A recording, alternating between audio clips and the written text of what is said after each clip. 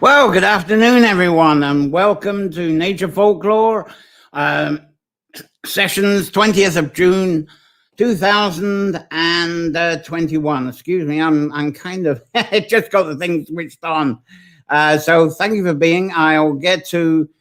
Sorry for a sluggish start. Right, here we go. It's the Nature Folklore Session, 20th of June, 2020.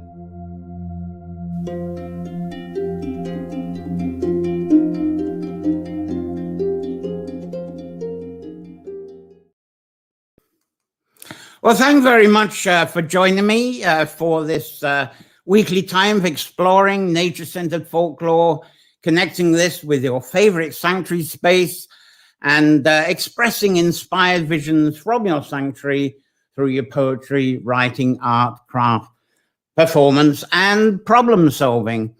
Now, this afternoon, our theme is Midsummer Gathering. And I've been actually putting this together up to the very second we went live, hence my kind of stuttery start there. But this is an afternoon. It's very much potluck. It's going to be improvised a fair bit, even though I've got a program. But it's sharing some of your interpretations and celebrations of this time. I was hoping to be outside. Even the weather forecast has been sort of improvised. One moment showers, next moment it's going to be sunny and clear. In a way, I regret not being outside and did get hold of a small gazebo to put inside the tree labyrinth in the cairn there, but I didn't have time to put that up. So another week. So excuse me for being another session in the kitchen. But we're going to have midsummer water blessings, midsummer herbs, midsummer bonfires and feasting, and midsummer sunset at Carrickeel, and midsummer also a bit about puffin birds. And the guest we got today, someone's just come on board. That's great. Linda's on. I'll tell you about Linda. Hi, Linda, a bit later on.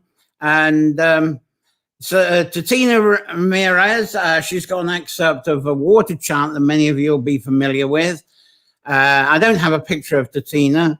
We got Lisa Moran. This is pretty exciting stuff. It's a remarkable water poem and water dances coming from Lisa.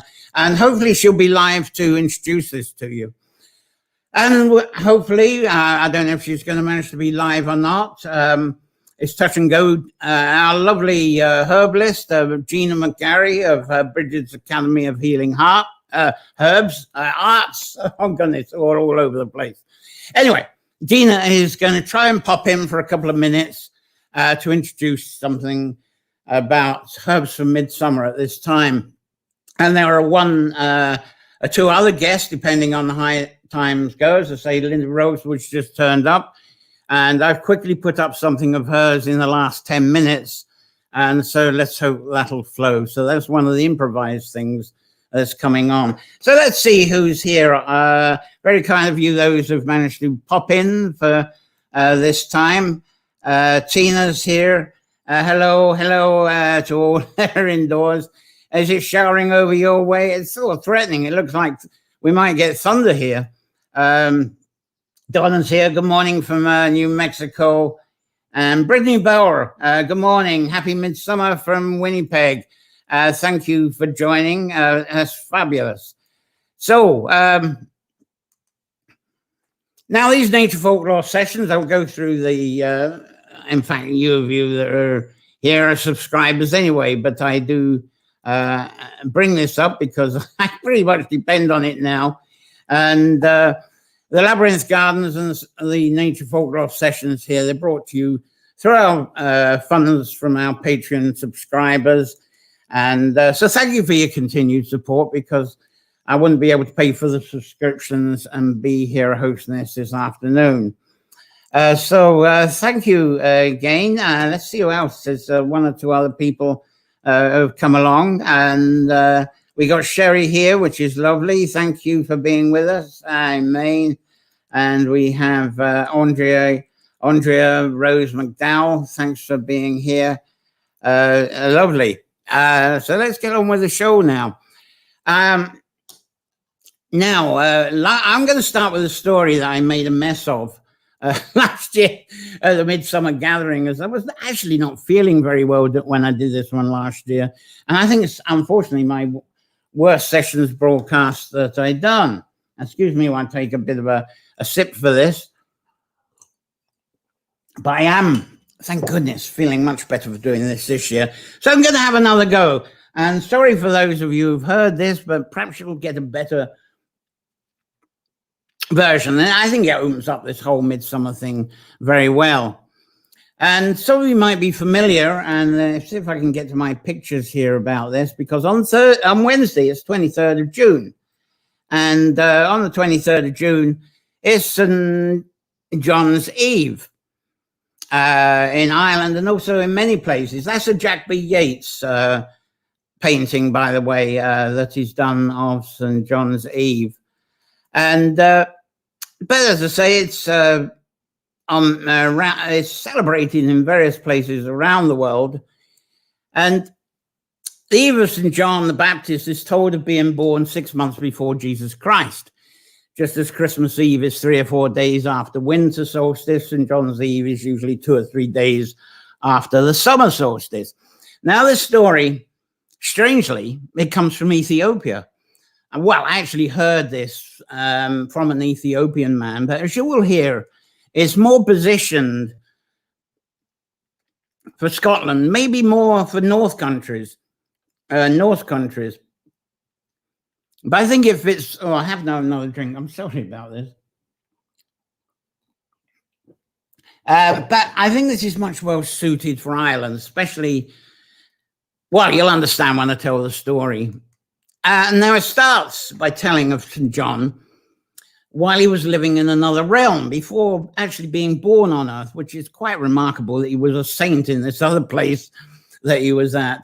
But in his former realm before he was on earth, John was a foster father for orphan children, and those that he cared for, he managed to give them the gift of immortal life. Now, there was one orphan girl that he blessed, and as she had been blessed by him, it made her immortal. So he gave her the job of relighting the sun every morning to prepare it for its travels every day. And her name, I bet you can guess it, her name was Dawn. And there was also an orphan boy, and he blessed this child as an immortal too. And he gave him the job of dousing the sun's light every evening so that the sun would not harm anybody on its way to slumber. Now, this little boy's name was, can I hear it from you all? Dusk. So I've got something here. Oh, yeah, let's put this up. So this little, there we go. We have dawn to dusk there. There we go. So we got little girl Dawn and little boy Dusk to light and douse the sun every day, and they don't miss any of the days. Now, during the long, dark days of winter, when the bare, dark trees peek out over the horizon, you know the sort of days I mean, and the sun only has a short journey then, doesn't it? But during the longer spring days, the sun starts waking up nature with its warming rays, and it continues to do this until the autumn arrives. Now, the sun starts to work a lot more from spring onwards, so there's no lazing around in the morning anymore. And then when the summer arrives, the sun barely gets any sleep at all. Now, during that summertime, little boy Dusk, he barely gets any sleep. And before he barely gets any sleep, as I say, and then dawn arrives just as he's about to nod off to relight the sun. So every year when we arrive at summer solstice, when the land is filled with flowers, the sky is full of song, and everywhere is full of light and joy. Now, this is when little boy Dusk is able to look into the eyes of little girl Dawn. Now, as Dusk hands over the sun to Dawn, their hands actually touch. And with this touch, there's a soft caress, and their lips meet to share a brief kiss. Now Sir John of the Water, who never sleeps at all, noticed this amorousness that was going on between dawn and dusk every midsummer time. So he said, I'm so happy for you both. I'm so happy that you'll be together forever at this time as you are immortal. So why don't you marry? Well, dawn and dusk answered him in unison, oh, please, please don't ruin our joy. Let us remain young in love as we are today at this midsummer time, and be this way forever too. Sir John blessed their decision so they could continue to live and love as they wanted to. And ever since his blessing, for about 4 weeks a year, dawn meets dusk, dusk sets the dim sun into the hands of dawn, and as their hands meet, they embrace in a sweet kiss. So when dawn's golden glow relights, it warms the hearts and the love within all women. And when dusk's cheeks are red, the sky is red, reflecting his joy upon all mortal men. Now, Sir John, being aware of this annual midsummer meeting, he blesses the earth with soft rains, of course, at this time of year, to awaken the beautiful flowers and the beautiful sounds of the living things. And this is what we know as midsummer, isn't it? And we're about to get caressing rains, I think, to hide them any moment now. So the caressing meeting of dawn and dusk is screened by a soft drizzling rain, just as it's about to become today. Although it's going to be a lovely day tomorrow, I believe. Now, dawn and dusk, they're always so happy to meet each other at this time. And to me, it reminds me of the mating puffing birds. Beautiful birds, you probably know all about them. And they also only have a few weeks with each other around midsummer time. So as dawn and dusk are immortal, you know they'll always meet again next year. Well, that's the story. I got through it this time. I hope you enjoyed that as an opening, and I hope you heard it. I hope there wasn't a microphone problem. I hope you're getting the sound okay. So that was dawn and dusk to get the ball rolling. And we got good evening from the UEA, from Luminati Shams. Elizabeth Flynn is listening. Clipping back encroaching brambles. Definitely a midsummer activity in County Wexford. And then Sherry saying good morning, Shams. Yeah, lovely. Thank you for all being on board with us just now. So on with, I think, the first guest. I'll line this up. This is actually a video guest. We got both video and live. Linda's here still, thank goodness. So I hope you're getting them. You are getting the audio okay, I hope. I know we've had problems with loud and clear. There we go. Bridget's confirming. So thank goodness that's already got through this time. And good morning here from Maria Dolnicki. Lovely to have you watching again. So as I say, I'm going tracing to the first video guest. It's a very short one. I've got a lot of pictures and videos today, so it's going to be interesting how this works out. And I know very little about Tatina, other than she's from Colombia. And she was referred to me by Sarah Humble, who we didn't quite get last week, did we? I'm trying to get an interview with her. We'll get there with Sarah again. So here's Tatina Ramirez, and she's got a water chant that I think, well, you'll be able to sing along with. It's one that you're familiar with. So here's an excerpt of it. So here we go. Let's see if we can get this on board. Oh, Lisa's here. Hi, Lisa. She's waving to me. Great. So she's just in time because she's going to be introducing hers in a moment. So this is... water, cleansing, powerful, healing, changing. I am full of water, cleansing, powerful, healing, changing. I am full of water, cleansing, powerful, healing, changing. I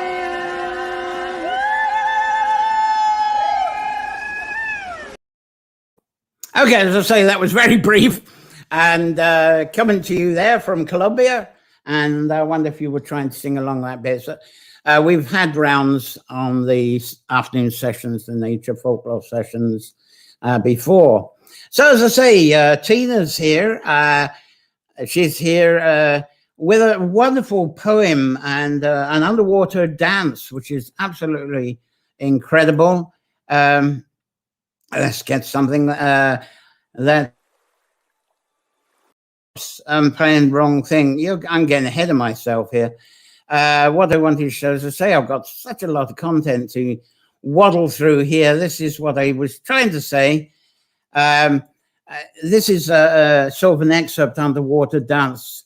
Remarkable. This poem you're going to have is absolutely remarkable, by Lisa, who I believe is a breathologist, but she'll be able to explain this to you. And it's this film is from The Mysterious Loch Owl, is where she is in. This is outside Mullingar in Westmeath. Poem, she says, is a tribute to the hope and promise that the bodies of water brings to us. And of course, we bring this up in the water folklore a lot. So really, to say any more about this poem, I'm going to say hello to Lisa here. Hello, Lisa. How are you there? Hi, Lovely. John. How are you doing? Can you hear me? Very good. Oh, this is brilliant. So thanks for having me on. Hopefully my internet will hold. I'm absolutely thrilled that you are on. I think the best thing you can do now for our lovely audience now and who'll be watching later is introduce your poem. Tell us about it, the background. This will be beautiful.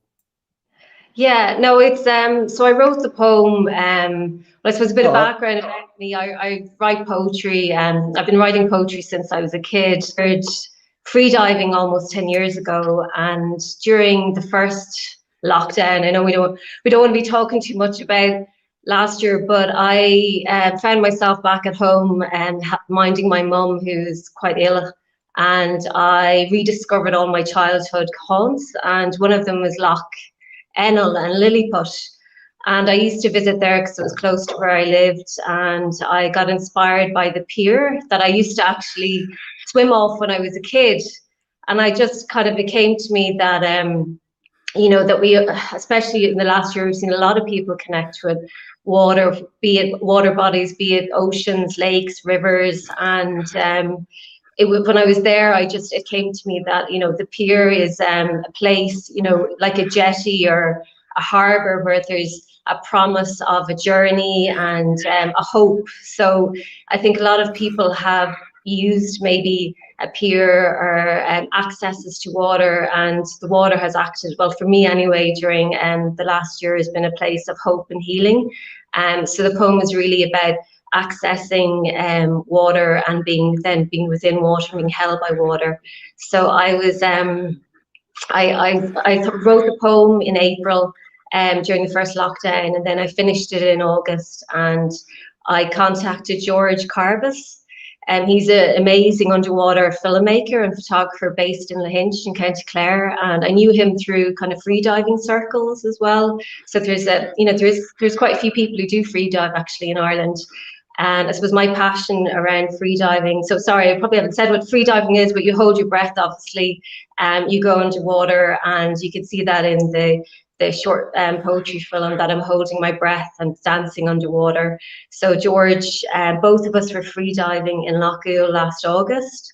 We actually filmed the whole poetry film within 2 hours. Obviously I could only stay in the water for 30 minutes. I was freezing after I got out, but it was worth it. So it was trying to feel as I was in the water, is trying to remember the poem and just let the water really hold me and let me communicate what the poem was about. But it really was about being held and about hope, and I hope it brings some joy to people to watch it today.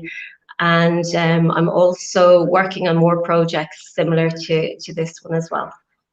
Oh, that's beautiful. So if you just give us an introduction, we'll roll the video. So thanks for introducing that, Lisa. So the name of the poem?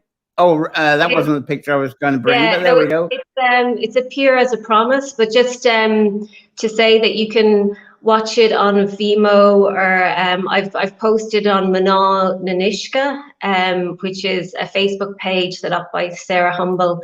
So there's a lot of women of water out there. So it's actually posted up there at the moment if you want to check it out on Facebook. And I'm at Eco Story Tales on Instagram.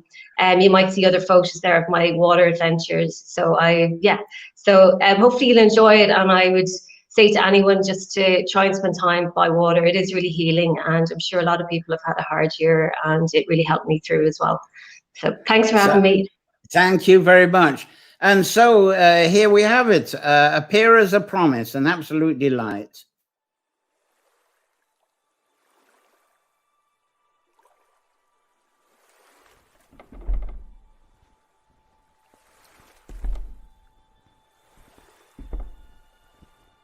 Appear as a promise.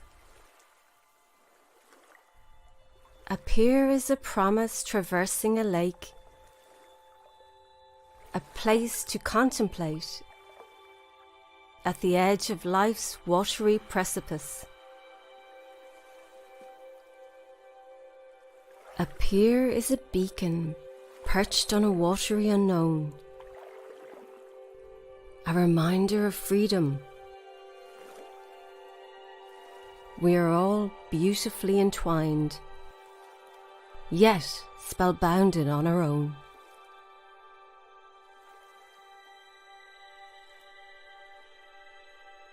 Appear as a promise at the edge of a lake, a holdfast reed rooted like a compass, a breaker of tides and waves, and everything we believe we cannot be. Appear is a magical horizon between land and sea, where water dances and breaks, bellowed from the deeps, rolling, playing, and renewing for all eternity.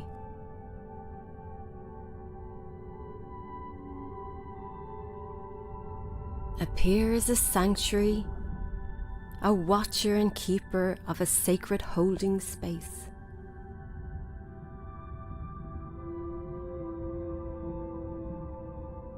A gatekeeper for life-giving watery embrace. Appear has one eye on the holder and a tree-strong base. It's where we go when we don't even know, to slip into blue-green twilight haze. Appear is a place of hope, where dreams float on an oak-embowed boat.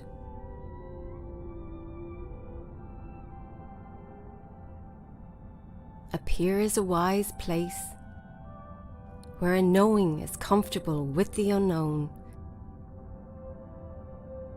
and you feel it in your bones.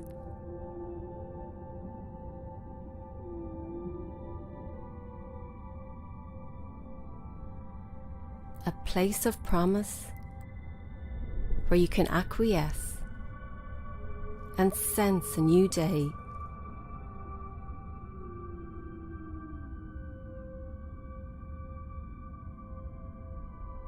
And life's promise can and has begun.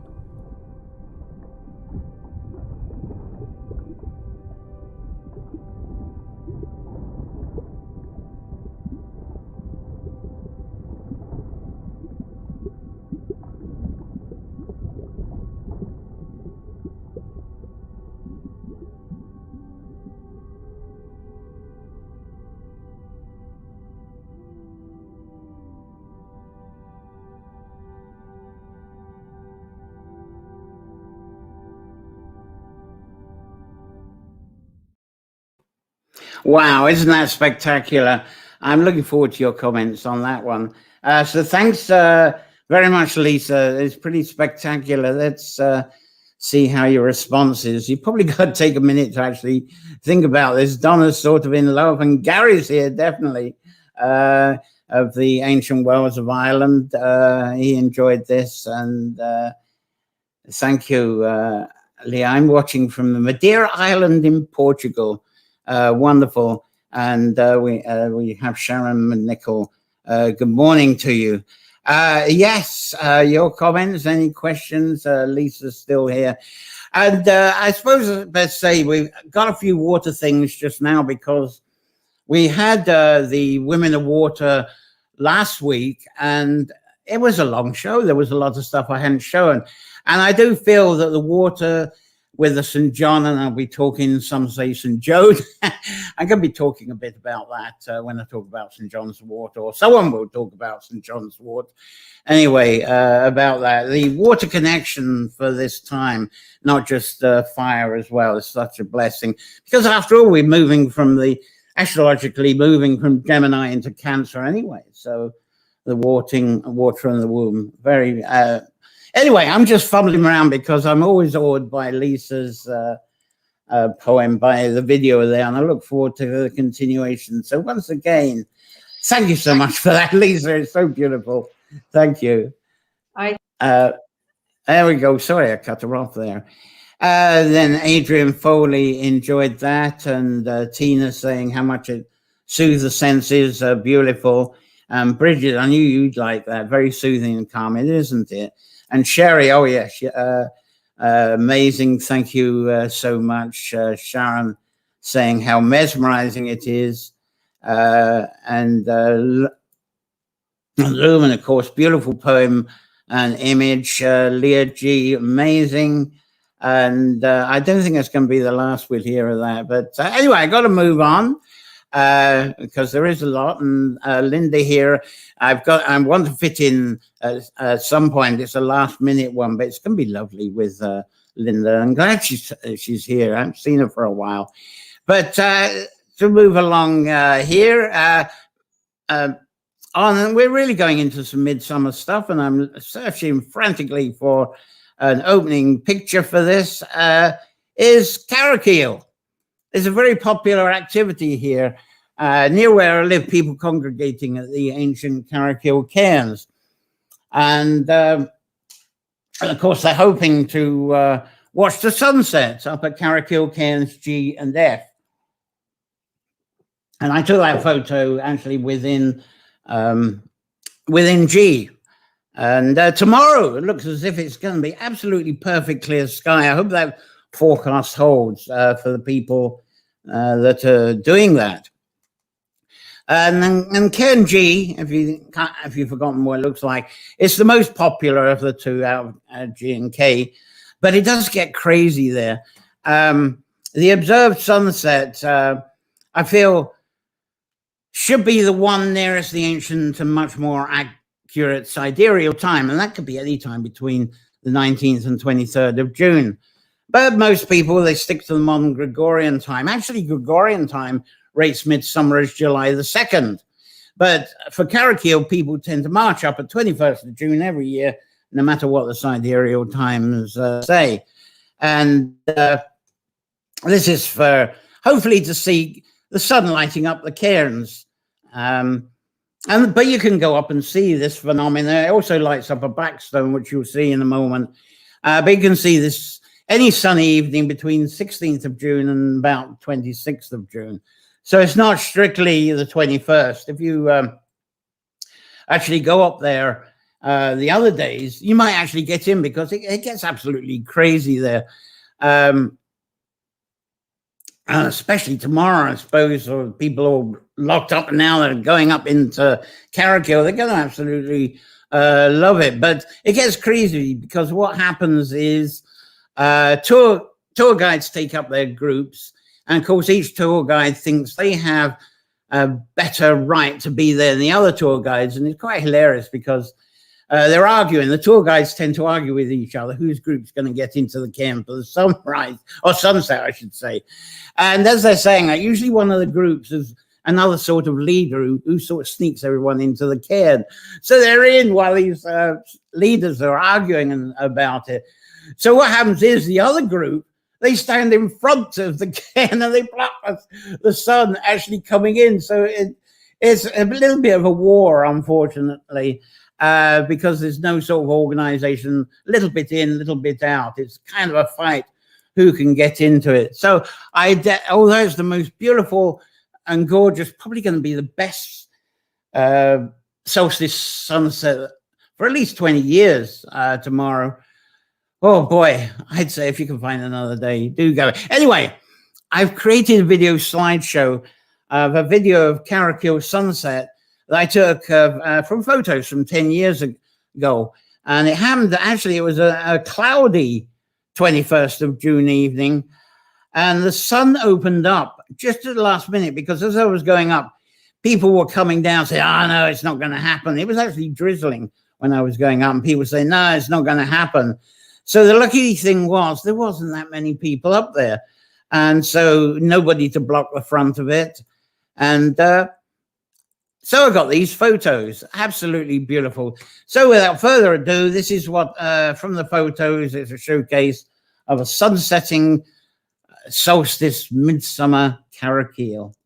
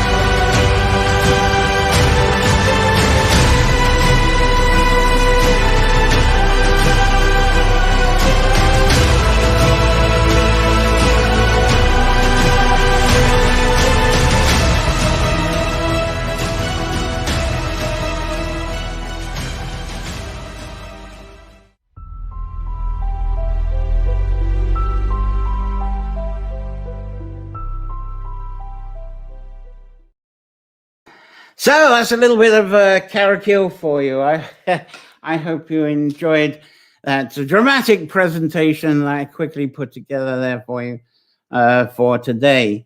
So I assume some of you have been up there. Tina's saying, hi, Linda Quinn, Jarvis, all the way from brilliant. I will catch up with that in due course. So puffin birds, I mentioned puffin birds. Let's get on to the puffin birds. I adore them, and I'm sure a lot of you adore them as well. And I love the symbolism for midsummer with the puffins. If I can get my lovely little collection that I've got here. I can't find my puffin birds. There they are. And I was thinking about the story of dawn and dusk, as I mentioned earlier. And the remarkable thing, as I hinted, that happens this time of year is the mating of puffin birds. There you go. And most of the year, the puffin birds there, they live in the middle of the Atlantic. They lose their colorful feathers. They bob around, but they're actually not on the surface much. They actually go down quite deep. And they actually fly underwater in the middle of the Atlantic, more south of us they go to. And they like herring when they're out there. They pick the sort of shallow places. You know, there's a bit of a shelf in the middle of the Atlantic. And there they pick up herring, hake. And if it's shallow enough, they find parts. They can still go down for the sand eels that they absolutely love. But like dawn and dusk, puffins mate for life. But obviously they're not immortal.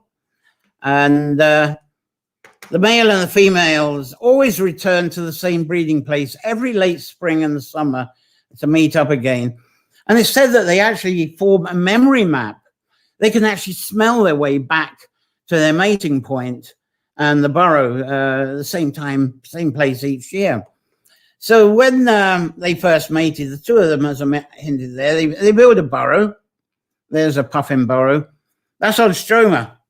And it can be on a flat piece near the beach or on a cliff. And they actually create this with their beaks and kicking their legs. Fascinating how those little birds can do that, isn't it? And within each burrow is actually a cavity area. They make a separate cavity area, and that's their bathroom. Very clean, hygienic birds. And they only breed each year a single puffling. And when it's hatched, it's then trained how to leave the nest, go and poop and pee in the bathroom area, and so it doesn't mess up the nest and doesn't mess up its feathers. And puffin's nest itself, I haven't got any pictures of that, but it's made up of grasses and their own fallen off feathers. Now, once the burrow is created, that actually becomes the couple's home for life, as long as it sustains and stays there. So no worries about only one puffling. You know, you think, oh, goodness me, how do they survive if there's only one puffling? But a puffin actually lives for 20 to 25 years, a lot more than the regular birds that live for about 8 to 10 years. And some puffins actually live for 30 years or more. And during that time, they can actually mate most of their living time. So one puffin a year, is, you know, from 2 puffins, it still multiplies. But as we know, and we pick up, the puffins are threatened with reducing fish food. They're finding it more difficult to fish for their food. Also, getting warmer doesn't help them at all. Now, the puffin's mating and breeding season, it's a lot more than dawn and dusk. It's more than 4 weeks. They get about 16 weeks from April to the end of July, really. But the most active mating time is midsummer. And this is midsummer, really, when a lot of the single chicks are born. And they're nesting. They do try and nest away from humans. But the strange thing is, should you happen to see puffins that are on a flat piece, they don't fly away. You can actually wade amongst puffins and they totally ignore you. You can take pictures where you can get up close. They might look at you. And though they try and be away from humans, they don't fly away like other birds do. So it's a shame I've lost all my photos, because I used to go to Stromer Island between Caithness and Orkney Islands. I got some pictures. It's absolutely wonderful place to get amongst the puffins because it's flat. They do their burrows in a flat place. So you can get a picture. The Stromer, there's Caithness at the bottom, and you're going into South Ronaldsay of Orkney as that blob at the top. There's sort of very faint Stromer. There's a sort of aerial shot of Stromer. If you can see that area to the right, that sort of cliffy area, sort of northeast part. If you walk along that piece, if you ever get to Stromer, that's where the puffins tend to be on the shore quite a bit. And this is on Stromer. This is where they burrow in. Lots of burrows there and puffins. And on the flatter piece above, that's the quantity of puffins you get. absolutely lovely to go there. So that's why I like to talk about the beautiful puffin birds today, and it's because of their association, especially for that single puffling egg often gets hatched around now. So that's it for puffins anyway. And Linda Quinn, fascinating little birds. Spectacular sight of puffins on the cliffs of Moher. Yeah, they're on the cliffs of Moher. The trouble with cliffs of Moher, you can't get up close to them. Try taking close photos of them. Although I suppose some of them do wander to the top as well. But Stroma definitely is a great place for that. Watching from Byron Bay, Linda Quinn and Jones here, and Sherry saying puffins are adorable when they walk. I think you get even different, a bit of a different species. They're great. They're fantastic. In the other end side of the globe, I wonder what Tina's asking there. Oh, probably for Linda Quinn. Right, that's right. She's guiding Linda. Lovely to. Thanks, Tina, for bringing Linda here. And hello, Linda. Great that you're here as well. Oh, Rathlin Island's very good as well. That's a sanctuary and definitely a good place. I've not been there in puffin time, but I imagine that could be quite a lot like Stroma, thinking of how Rathlin is. So that's a very good one. Wonderful to visit on that, and probably a lot easier to get to as well. So that's great. Now, how are we doing? Linda, I think we'll come on to you in a few minutes now. Linda Masherry's not here. I'll tell you, I'm still trying to get stuff up on yours, Linda, but let's see if I can line you up. Let's say hello anyway. I'm beyond, hun. Hello, Linda. How are you doing there? I'm good. And I better put some headphones on so I can hear you. And get some clarity on this. As I say with Linda, it's very much an improvised thing. Yeah. And I hope. Hello, Linda. We got you. You're looking very professional there. Oh, in my pub T-shirt. Oh, yeah. Just you've got the gear for I love reading the comments and seeing everything. This is really fun. Thanks for doing this for us. Thanks.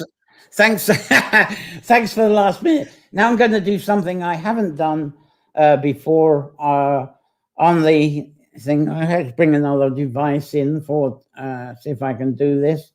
Right, I got to get your blog up somehow because I'll explain what we're going to try and do. I can paste the blog link into the chat if you want. It's I've got I've got it right before me here, but it's to cue in the photos as you're talking your blogs, because I gather the idea is you're going to read your blog, and I'm going to try and get photos in, which funnily enough I've been trying to sneak photographs in during the videos, and I haven't quite got them all in yet, your photos from the blog. So as I'm chatting here, I'm going to try and get the last ones in.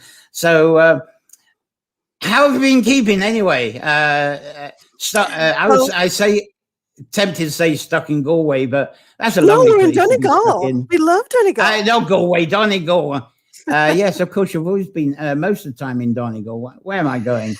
We do. But I got to go on a road trip to East Cork last week, and I was very happy to do that. And so I'm finally getting my legs under me and able to start traveling around Ireland again now that I'm got my jabs and everything's opening up. Brilliant. Oh, that's super.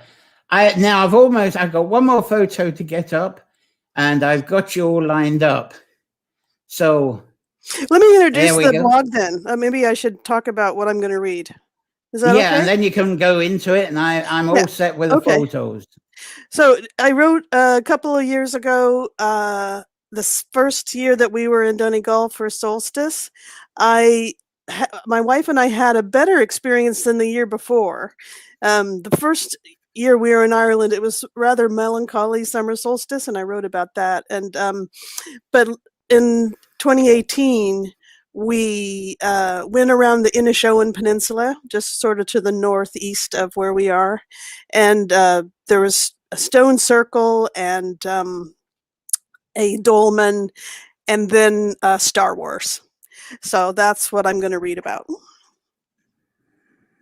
Oh, that's brilliant. And I'm going, yeah, give me a second. I've got technical issue. It was all lined up and it flowed away on me. So I'm going to a different browser. Okay, you can, I think you can fire away. Yes. So I wrote the blog at fall equinox. And so that would have been in September. And so I was reflecting back on what happened in the summer. The summer before, we started at dawn at a stone circle. Donegal has stone circles, but they are larger and they're fewer than the stone circles of Kerry and Cork. Most of the Bronze Age monuments in Donegal are dolmens and court tombs. So there's a picture of the Clooney dolmen, my wife, and my dog at the top of the blog. So what we were doing that day was aiming for something called the Bocan Stone Circle in Inishowen, and nearby, within walking distance, is a court tomb called the Temple of Dean. Are you going to actually read from the blog, or you're improvising? I'm reading it. I'm just reading it. Okay, we'll get the dog. We got the dog in. There you go. So I say we aimed because the directions in Sacred Ireland were shit. Now let me just say that Sacred Ireland is by Carrie Meehan, and years after using her book, I met her because she lives nearby. Like, now we're friends. So even though sometimes in my blog I say that the directions in her book are very hard to follow, it's kind of a joke now. All right, so where the turnoff was supposed to be, we found a bog art gallery. So we stopped in to pretend to admire bog art, but actually to ask for directions to the stone circle. I usually avoid bog art because it always has 5 motifs: a Bridget's cross, a crucifix, an Irish cross, a triple spiral, or not work. But Mary Doherty does not do any of these. And I will someday go back. I still haven't go back, but she has the most beautiful and unusual creative bog art that I have ever seen. So Mary gave us directions to the circle. She said, just turn left past the church house, which we did. And we drove 1 kilometer down the lane without finding any left turn. Shit. So then we realized we hadn't seen the turnoff because there was a tractor in it. So we parked nearby and we walked across the field toward the circle. And the tractor was now being driven around the field by the farmer. We didn't pay attention until we noticed the tractor was rolling heavy cylinders over the slurry of manure that had carpeted the pasture. Shit. So whatever. We were here for the monument and we wore boots. So I picked up Pippin and we approached the circle. And I don't know if you're able to see the pictures right now while I'm reading, but yeah, they're on. The Bocan Stone Circle is really beautiful and has a beautiful view. And in my blog, I have a bunch of other links to places with better pictures. So Bocan faces the west toward a valley and a bay at the center of Inishowen. We walked to our next antiquity from the Bocan Stone Circle. It's just across the road. A lane passes several houses, and a little spaniel dog came out of one and followed us. He was so cute and friendly. We put Pippin down, and he and the little dog scampered around all the way to the Temple of Dean. It's really nice when Pippin finds friends his own size. So the Temple of Dean is behind a fence, and you can't walk on it, but you can definitely get close enough to see how cool it is. So the Temple of Dean, which is also called the Druid's Altar, is what's left of a 4,000-year-old court tomb. Like many of these, the ring of stones that once formed its court is long gone. Court tombs are the oldest Bronze Age monuments in Ireland. People built these memorials to their loved ones around the time that the Amazons were domesticating horses in Asia. Artemis and I don't visit these places for the stones. We visit the places for where the stones are. The tomb was built on the top of a low hill surrounded by the mountains around a valley looking northwest over the bay and the distant ocean. Bocan's stone circle is visible to the hill on the east. It feels like a natural amphitheater, a place where many hundreds of people could gather under the sky in sight of the sea. The land, the sea, and the sky, the elements of Ireland. Now, I don't think I'm making this up. In the Irish Schools Folklore Collection, they record a song called Bonfire Night, which describes a ritual held here not too long ago. Look, Malin braes are all aglare, Drina and Balkan too. On every side, like fallen stars, how splendid 'tis to view. They're coming up the glen in groups, I hear them laugh and cheer. Tell Pat to start the fiddle, for the girls will soon be here. And pile more wood upon the fire to keep it burning bright, for our town never was behind yet on a bonfire night. This song describes exactly what it would look like if you gathered at the Temple of Dean and could see the fires of every townland around the valley. We stood there for a long while as we pressed every sensation of that place deep into our hearts. I was reminded of another tomb in West Donegal on a hill set low under a ring of mountains, looking down a valley over a bay with the sea to the northwest. The old church of Dunluey was built 160 years ago as a memorial to the local landlord whose body rests near the altar. The widow who built it never imagined that 100 years later there would be so few people of her religion that the church would be closed and then opened, its roof removed, and the white and marble walls left to weather for the next 4,000 years. When we had taken in all the Temple of Dean could offer, we turned around to see that Pippin was, to use a phrase I've heard in California, he was banging the shit out of the little spaniel. There was nothing sexual about it. It was just friendship. So then we headed toward the most northerly part of Ireland and to experience the longest day possible. And that most northerly point is known as Malin Head, but we all know it recently as the planet Octu, the final home of Luke Skywalker.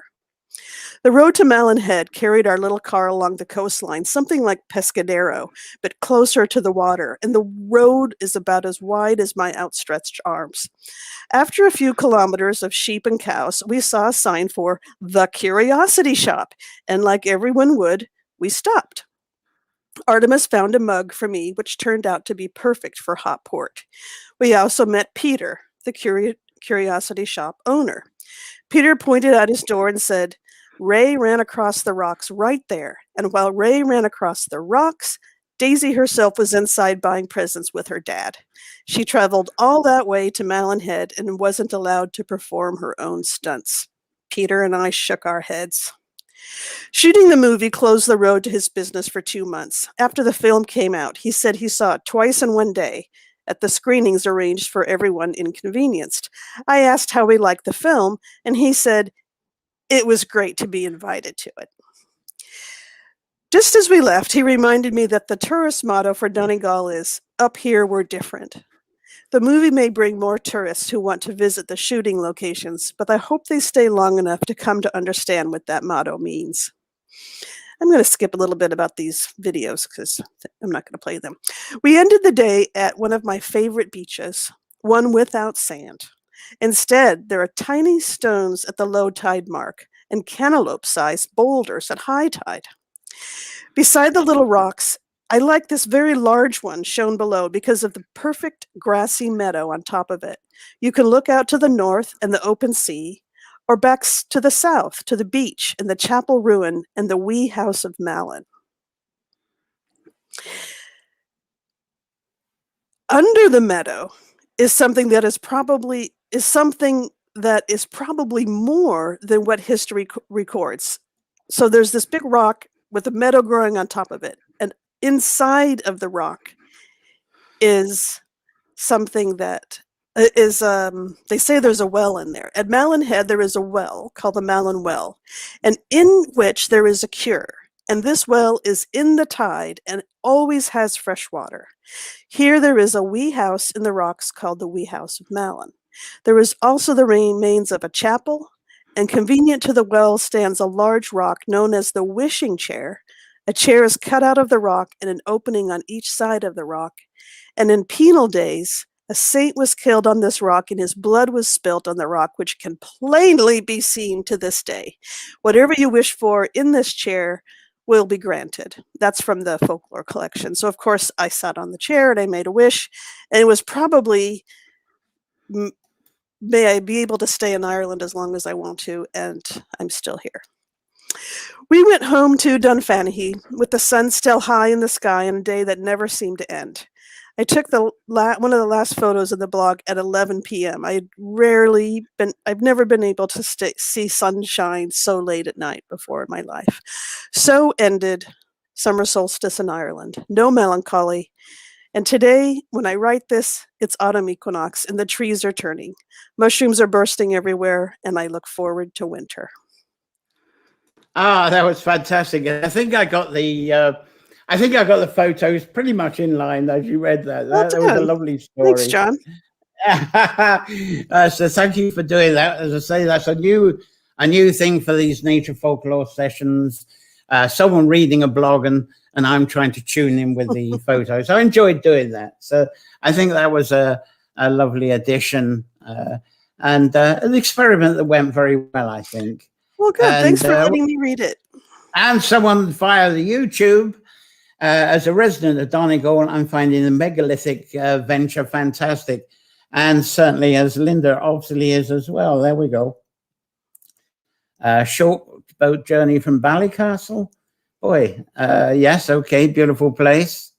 There we go. That's obviously referring to going back with the puffins rattling Ireland. There we go. And Bridget Foy, lovely. I'm kind of raising head. So thank you so much for that, Linda. That was a pleasure, and I'm so pleased that we caught up again, and still we got to get to Donegal sometime, somehow.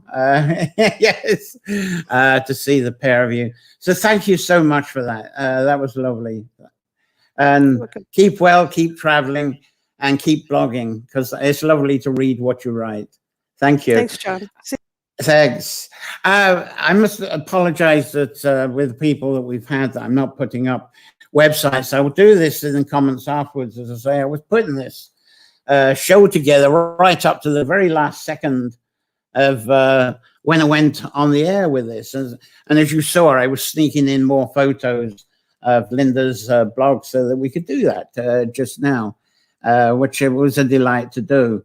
Thank you, Linda. Glad your wish has been granted. It certainly has, isn't it, Sharon? Donna, what a lovely way to spend solstice. 11 p.m. sunset. Yeah, that's what we got around here. Well, I think it's the actual sunset's 10:17, something like that here, but it just stays light. It doesn't go dark for long. Imagine what it's like in Scotland. I was, when I was at university, I was at an annex in Donegal, right up, where the puffins are, and Stroma, and along that north coast. It never went dark. What people would do, they clicked up the driftwood, and we had wee barbecues, and it was potluck with the driftwood, and we waiting for the sun to go down in the Atlantic, kind of west of the Orkney Islands, so you could see from Caithness.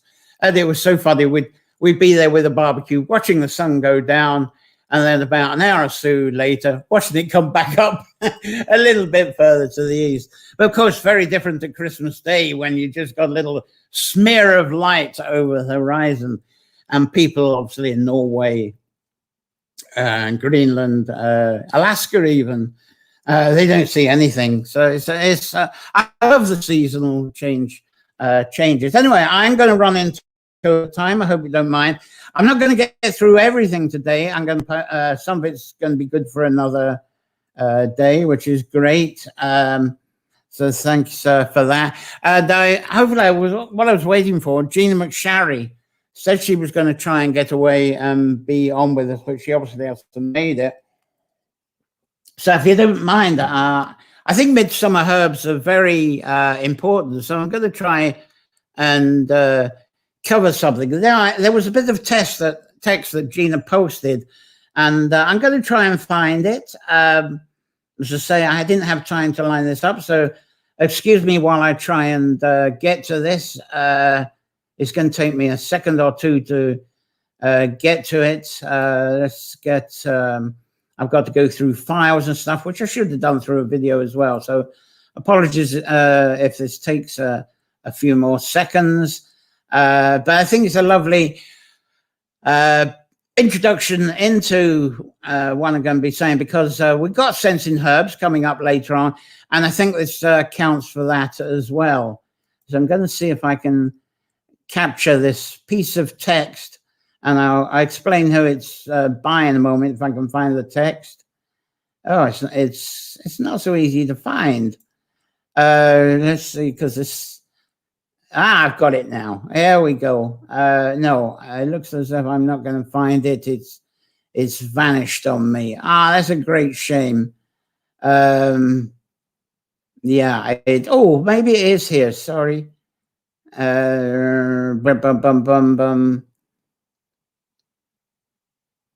Yes, it is here. So give me a moment. And I will. I'm going to. Right, how do I get that up? I'm leaving you live. I'm going to go for, here it's, right. This is the actual text. And what I'm going to actually try and put into this is a little video introducing Rosemary Gallardstar. That's how I'm trying to get. I'm going to have to put a link. Again, this is something completely new again. And I'm going to get a little, this is herself. This is Rosemary Gallardstar herself. So you know who she actually is. And goodness me, that's actually right. Anyway, perhaps I ought to start reading this. There we go. Now, so here's an example of, combining intuition with scholarly language. And it may look, I may look at current herbal text to see how others have experienced the plant. And I may even look up some ancient text to see how it was historically used. Then, with all the fragmented information, I begin to make a collage in my mind, and the whole of the plant essence is put into a larger and interconnected picture. The plant essence spirit begins to reveal itself to me, and I can receive information as how it may help in the healing process. I never think, what herb do I give for such and such a disease? This is fragmented thinking and not holism. Even the clients I see, I put into the context of their whole life, their location, job, age, home, food, season, their history, the family past, and so forth. The condition that they are complaining about is not separate from the whole. The current medical paradigm that dominates our culture promotes more and more disconnection and fragmentation. I see body organs as existing. It sees body organs as existing separately and not interconnected. It sees a person in mechanical ways. It removes the offending parts without looking at the deeper causes and the karmas involved, and the concept of supporting and sustaining the vital life force that is, for the most part, completely non-existent. And that photo showed earlier was credited to Barry Fisher. So that's I thought that was a lovely introduction. I might bring that up again on when I do the Sensing Herbs later on. But anyway, Midsummer Herbs. And there is a tradition, and you may know it well, on what is the 24th of June. It's the first Harvest of Herbs Day. 24th of June is when you pick the first herbs from your herb garden. Now, there's no real Irish tradition of this, although it's being adopted. But really, I think this is a tradition that's been spread over many European countries and some China regions too. And 24th of June, St. John's Day, is regarded as when the herbs are the most potent, because it's when the most energy is absorbed by the long days of the sun. And of course, along with the soft rains that we're going to be getting here very shortly and elsewhere. Now in China, there's no St. John, but this is a time of soothing the yin energy. Some say the divine feminine. And the reason for this is so that we're more caring, much more caring and passionate with the earth. And it's a shame we haven't got Gina. I would have loved to explain this, but look up the Bridget Academy. She's busy with a course at the moment.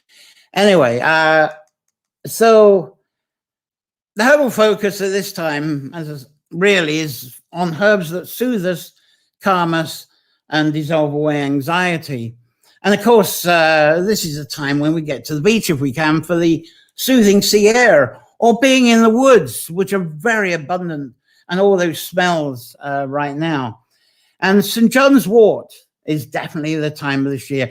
And some women herbalists, they call it St. John's wort, perhaps because of to accompany the soothing yin traditions. And in many places, the blossoms of St. John's wort, the Hypericum perforatum species, that's the one we look at. They actually come out in blossom on the 24th of June in many places. Now, the adaptation of the Christian St. John was due to stories of him bringing light, and bringing light, I love yellow flowers, you know, the light that beams on us from the yellow flowers.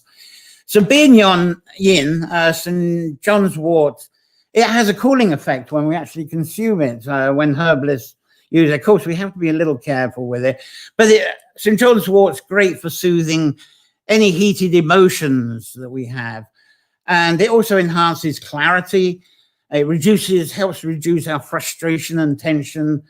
And it also aids the clearing of mucus and phlegm, especially when St. John's wort is mixed with skullcap. Well, that's more St. John's wort's pictures I got that I should have shown you. But here's the skullcap that you can mix with it. And mullein is a great thing as well. There you go with the mullein. Careful, you do pick the yellow mullein, not other flowers like it. On all this, it tends to aid it a lot more. But it's really a thing to consult your herbalists and doctors first through. I have to put that, disclaimer in, that I'm just giving you a bit of information through a program, not as a herbalist or as a doctor, but follow this up. Now, another herb is a favorite of mine, and I think it's just important for this midsummer, is the yarrow. And the yarrow or milfoil, woundwort, or angel's flow, there are other names you can give it. And they traditionally should be harvested on Midsummer's Day as well. Unfortunately, here, though, in Carracroy, first year running, that was mine a couple of years ago, but that had grown. But the rabbits or hares have got here first, and they've taken them and the anise hyssop. But I still got dried stuff from that batch that you saw. But they didn't touch anything else. So maybe we got a lot of rabbits, maybe got stressed out rabbits and hares with upset stomachs running around. So that's probably what the raid was all about. Or with the hyssop, maybe they got cough as well. And but the yarrow overall, it's quite a medicine chest, lovely medicine chest. And so I'm very grateful for any yarrow that I get to harvest, and also be very careful, because if you're not familiar with it, it's so easy to mix up the yarrow with the very deadly hemlock and hogweed. So be careful. Once you're familiar with it, the leaves are the giveaway, the nice soft leaves. But maybe you need someone to show you it first, and then you'll know what you're looking for. Or carefully look at the YouTubes that go into that in great detail. Now, in various Celtic herbal traditions, yarrow is also for clarity of mind and enhancing our intuition, also enhancing our psychic abilities. So it certainly flows along with the St. John's wort. Now, in China, you're probably well familiar with this, with the I Ching. The stalks of yarrow they use for bringing forth wisdom and prophecy. But more healing benefits from yarrow. It's, as I say, it's like a first aid box. Wonderful for settling an upset stomach along with the hyssop. And also rub on cuts and wounds, fabulous for that. It stops blood straight away. So anybody, lads who cut themselves with a razor, put some yarrow on it, rub some in, fresh yarrow, boom, it's gone. And wounds, there's a lot of Greek myths, especially Achille, for healing. The Achille was healed. So yarrow used as a healer in Greek myths as well. Elderflower, a lot of chat on the social media about elderflower just now, isn't there? And a lot of people have been picking this. I won't have a chance to do it tomorrow because Al seems to be behind everyone else is. But it's a great thing to forage, isn't it? We forage, we collect the elderflowers, maybe add some honey, maybe make a cordial, and we may even add some fresh fruit strawberries, which are starting to ripen in some places.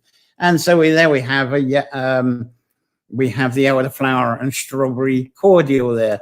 And what a fairy drink that is, isn't it? Diluted with good water. It lifts the spirits when we guzzle that.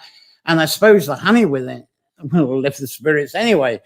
But if I'm fed up or frustrated at work, instantly, if I guzzle some elder cordial with water, it all floats away. Very much a fairy drink. Now, another herb that's very useful and it's starting to become abundant is the mugwort. And there's the mugwort. A lot of women, it's a favorite of theirs. Magical herbal symbol of midsummer. A magical herb indeed. And contemplations are often given sometimes to this time, the midsummer, being the passing of the energies of Gemini, the astrology Gemini, that's climaxed with fire, and then riding into the water, as we saw earlier, and the womble symbolism, womble, there's a new word, womble symbolism of Cancer, water for healing, beauty, and that fire before for our protection.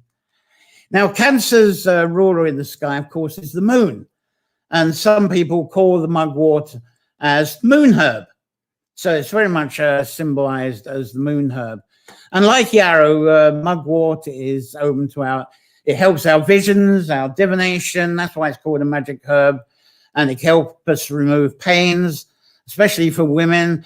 And it's a great liver tonic as well. Here's another bit of, this is some mugwort that's growing here. And lavender, let's think of the lavender as well. That's very much very much of this. And I forgot to mention that mugwort, there's also a tradition of throwing mugwort onto your midsummer bonfire on whenever you have a fire, whether it's on midsummer or the 23rd. So throw some mugwort onto the fire, and that is said to bring the she presence to us. And whilst you're about it, throw some lavender on as well, onto the fire as well. Lavender is a wonderful fragrance, and it's a lovely omen to smudge those around you by throwing it on the fire, or even going around personally, person to person, with the smudging of lavender. Also rosemary as well, and both of them are lovely fragrances to enhance love and peace. And also rosemary is a bit as well, but lavender especially is a divination and prophecy herb as well. And the one thing a lot of people are familiar with is our lavender oil, and lavender put into a little pillow enhances a peaceful night's sleep. And some actually, they'll say lavender and purification in the same sentence. So that's a precious midsummer herb, isn't it? And as I say, throw your rosemary. I got some here. Throw that into your smudging fire, your midsummer fire as well, so that visions and prophecy. They say that rosemary, when you use that in smudging and in a fire, not only do you get the visions and prophecy and the dreams from your sleep, if you've got the rosemary there, you actually hold on to those visions and they're lasting. You remember them because of the memory enhancing of the rosemary. So you don't lose your dreams when you wake in the morning if you got a bit of rosemary around. Meadowsweet, there's another one. Do I have some meadowsweet? Should have a meadowsweet picture. No, I don't seem to have a meadowsweet picture. I did have, but it's got lost. But it comes out just after midsummer, and you can make tea or cordial with that, just like you do with the elderflowers. And it's a great body cleanser during this astrology Cancer time. It's just starting up. And meadowsweet's great for clearing out our kidneys, and it helps with if we have urine problems as well. And you can also put the sage and thyme on as well. All these things, they help and clear as well. So I hope that covers for not having Gina. That's my Midsummer Herbs presentation anyway. Hope you enjoyed that, and you probably got a lot more you can add to that. Sherry, what are the benefits of hawkweed? The lovely orange ones. It's funny, we talked about this before, and there is something on that, but I'm going to have to come back a bit because we call that something different over here. So I'll put that in the comments, and maybe someone else can get to it. I'm trying to think what we call that over here. Happy solstice to Shell and Linda Gress, which has been granted. Oh, I see our signal. I hope you're getting us because I see our signal is going down a bit. I hope the signal comes back up. So sorry if you're losing reception. I am running into serious overtime, but I'd like to cover a bit on the feasting for midsummer, and we'll close on that. Because Ireland's midsummer, it is bonfire night, and there's a bit of bonfiring and jumping the fires, and it is the Eve of St. John here, and which of course I find strange with John the Baptist being a waterman, so that's why we had some of the water features earlier. But the 23rd of June is our bonfire night, and unfortunately I always feel sorry for the precious wood that's been burnt at this time, and I hope the signal's not too low for you. It's showing very low at the moment. I think if I shut something down, we might. We're back up again. There we go. So really, by tradition, it isn't the precious wood that's burnt, and it's actually the old thatch. The time of thatching repairs is done when the warm spring weather comes along. That's what's done on the thatch on this cottage here. And one year we replacing bits where the pine marten had dug holes and there was a damp bit and they needed a new top on it as well. So we had all this thatch that came down. What did we do with it? That was our midsummer fire. And when you bake potatoes in thatch material, they come out absolutely fabulous. So baked potatoes definitely in old thatch. That's the tradition rather than wood. Because of the thatching of the spring and May, and the thatching is done before the land actually grabs the labourers for the haymaking and for the cereal harvesting. Harvesting of cereals will soon be happening before we know it, and the first grains and the first thatching straw comes along. So there we go, baked potatoes by tradition in the old thatch, and you can have apples too. But in these days of polytunnels, a pot of new potatoes can go on with mint. Put the mint on as well, and put those on the embers of the fire. Great thing as well. So outside of this feasting on midsummer, I think really the midsummer is very much a Norse tradition, much more. We adopt it now at this level because really Belton and Lunacer are our times, but they have more meaning to us in the annual cycle. But for Norse people, this is midsummer is when things really get going for them. So the feasting for them is certainly a great time, and we're picking up on some of this stuff. There's things like pickled herring, all kinds of smoked fish like mackerel, eels, sprats, kippers, trout and wild salmon, and of course salads are very important as our gardens that may not be abundant with a lot of veggies yet, but we can pick greens, radishes, and then we can go out and forage foods And I got a few ideas of what you can forage right now. There's the green ash seeds. They're lovely to put into a salad. Ground elder. Some people love the taste of picking this. Honeysuckle.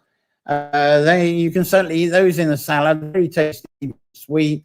Lime tree flowers are quite pleasant. Not too many of them, but they're nice. And they actually bring on a bit of relaxation if you put some of those flowers in. And of course, the wild rose petals. Why not? You can do all kinds of stuff with them. And as a child, we used to love picking these and chewing them. The pineapple plant, and a bit like a chamomile without the petals, isn't it? And we used to love just squidging them, and we ate them. Because when they're young, they're quite sweet, but they can go quite bitter. But it's definitely a childhood memory. But the one thing I loved, and my own children love this, is the chickweed. Chickweed's gorgeous, steamed up. Our children loved it. It has a kind of a chervil flavor, and of course, swig this down with fresh made. All this, your salads and your smoked fish. Swallow it down with the elderflower cordial, and you'll probably be able to name some other plants. Anyway, the signal is a bit dodgy. I hope you're still getting this. I think our signal's come back up again. Great. Blessings on the summer solstice, says Susan Crawl from Michigan. Fox and cubs, hens and chickens, Bridget. Other things going on in midsummer. Thanks for that. Now, I think I do have some other stuff for midsummer, but goodness me, I've been on an hour and 20 minutes. So let's tell you what's coming up next. I think that's the best thing for doing this stage. And I hope you enjoyed this sort of mix and match feature that we've had. Right, yeah, I'll definitely move the other stuff along. I'm just looking at stuff I'm missing out here in the program. So some great stuff a week ahead. I'll be able to slip them in. So let's see what's coming up on 27th of June. We've got to change the theme because Dana Driscoll ended up being double booked, so she can't be with us. She'll be on later. So I'm going to be presenting the Ballymote Bard story again. That'll be next Sunday. And I'm going to include some new own research that I haven't included before. So this is going to be quite fresh. So that's next week on the 27th. And then on the 4th of July, and anyone who's joined, so grateful if you can join. It's going to be another potluck time. It's Create Poetry. So get your poems ready for that. I'd love to hear your poems for that time, and live or pre-recorded. Be fantastic. Now, we do have data. We have her the following week. We have her the 11th of July, and she'll be presenting her amazing book that's officially being launched. Not this Monday, but the following Monday. And this is Sacred Actions for Sustainable Practices. And it's a wonderful hands-on, get your hands in the garden yearbook. I absolutely love it. So we'll be going through that with Dana as well. And it covers a lot of the themes that I cover here on the Nature Folklore each Sunday as well. So that's what's coming up. Anyone else still with us? You've been so generous staying with us this time. So thanks again to our amazing guest today, Tatia Rounders. Lovely to have Lisa Moran and Linda Rosewood, the last minute. So fabulous to have her along.